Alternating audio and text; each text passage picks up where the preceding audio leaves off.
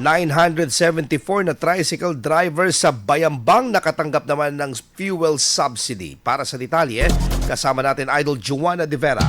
104.7 IFM. Report!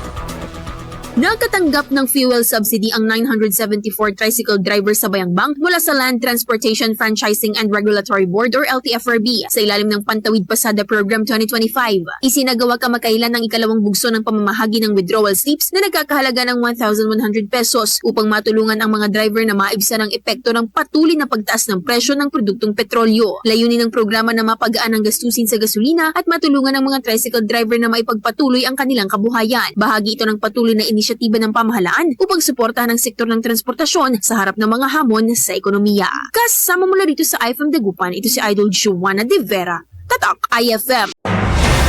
IFM News. IFM News. IFM.